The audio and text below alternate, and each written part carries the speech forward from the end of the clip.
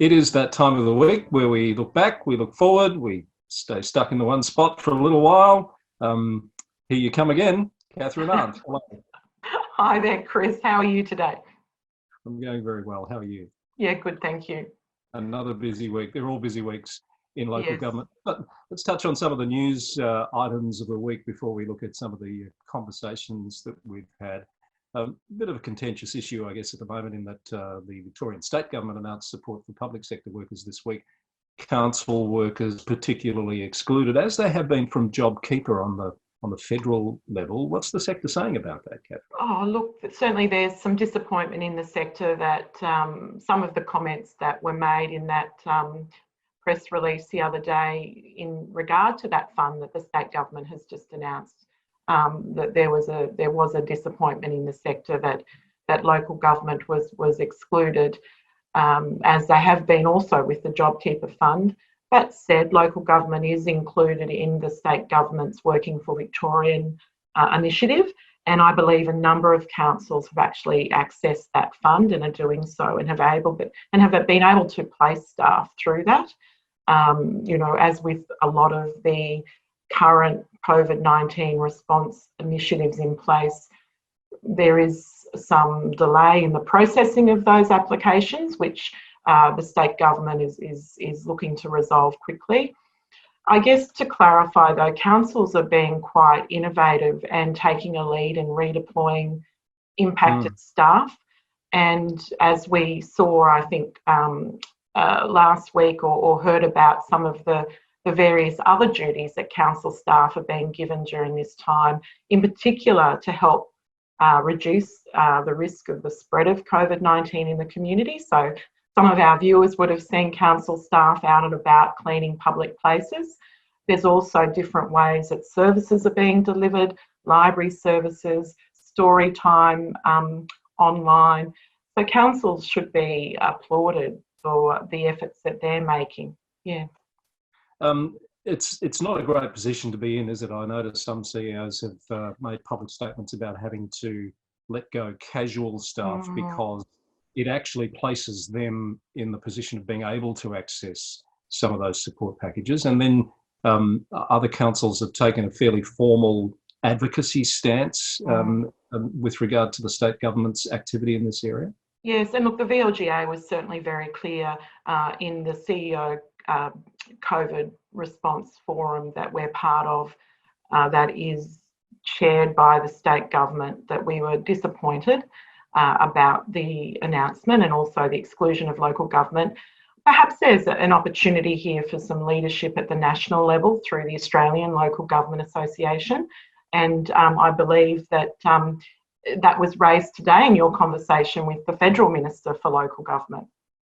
Yes, I've had a really enjoyable, wide-ranging chat with Mark Colton, the Federal Minister for Local Government. He did mention he just got off a video conference with peak bodies, and there was quite a bit of discussion about the different approaches the states have taken to dealing with that issue, because the federal government obviously sees local government as being a state responsibility in a nutshell. Yes, and that's, of course, that other conversation that we could have, and it could probably take hours, the complexity and the scope and the business of local government, and how perhaps it's not particularly well understood or even appreciated by some of the voters in the community and also other levels of government. Well, that's probably the hot topic of the week. In terms of VLGA Connect this week, we've had some really terrific conversations, I feel. Back at the start of the week, Michelle Mason, the CEO of Infrastructure Victoria, that was part of our, I guess we've done a few conversations that are sort of future thinking about what happens post-COVID-19. Yeah, those conversations are really important to be having, and the interest that we've had from the viewers has been terrific. Our viewers are interested in those topics of infrastructure, planning. What does that post-COVID-19 environment look like? What happens with ongoing investment in asset renewal and infrastructure that was underway? So I think it's just terrific that we had Michelle on board, just as we did Stuart Mosley a couple of weeks ago from the VPA, and looking forward to some future panelists talking about similar issues. Yes, as you say, I think there's quite an appetite for that at the moment. I Mm. also spent some time talking with the Commissioner for Children and Young People, who I hadn't met before, Liana Buchanan. What a lovely person and a great speaker on an issue that could so easily be forgotten with everything else that we're dealing with at the moment, and that is vulnerable kids, children of healthcare workers that need special attention at the moment. Yes, Liana's sat on some panels for us before, and she's always a delight to host. And she also made some comments about the opportunities for some of those displaced council workers to assist with those more vulnerable members of the community, including children, young people and families, those qualified early childhood teachers and swimming instructors and coaches who are equipped with dealing with children can perhaps be utilised to support the vulnerable members of our community during this time. Yes, she introduced some ideas that hadn't occurred to me. It was well worth having the chat. I'm just looking at the list of what's coming up, Kathryn, and again next week we'll be covering some pretty meaty topics in a way. Susan Rennie's coming back to talk about minimising gambling harm and the latest developments, I guess, in the work that's being done in that space. And we're also going to talk about what should audit committees at the moment, particularly in local government land, be thinking about? What should their considerations be in a COVID-19 world? I think that one could be quite broad. Yeah, look, it will be. And I'm looking forward to also hearing from one of the academics from the University of Melbourne who talked about smart cities of the future, and that's particularly relevant, when we're looking at this COVID-19 environment as well. And hopefully we'll get the Federal Shadow Minister for Local Government on board in a couple of weeks as well. In VLGA land, though, you've got quite a few things happening. The election candidate workshops are about to kick off. Yes, they are, and we've had quite a number of councils express interest in proceeding with those candidate workshops virtually. So we kick that off next week, I believe. Of course, we've got some face-to-face ones still scheduled for later in the year. We're anticipating that the Minister's going to make an announcement any moment about whether or not the 2020 elections will proceed. So I would expect we'll have some clarity on that for next week, by next week for sure. But those candidate workshops are booking up fast. So please, councils, if you are interested in hosting one of the VLGA's candidate workshops that will support your community leading into those next elections, please get on our website and make contact. We also have, from a VLGA governance perspective, VLGA board elections coming up. So on the 11th of May, nominations will be called for. So for all eligible member councillors out there, please keep a lookout for that information. There'll be 2 vacancies on the board that we'll be looking to fill. Just back on the elections, just before we started recording, I saw the Prime Minister had announced this 3-step plan back to some semblance of normal life. My feel of that, not having read all the detail, is that timing-wise, the elections will probably be okay to continue this year, do you think? Oh, look, that's a sense I'm getting. But I wouldn't like to preempt the Minister's decision.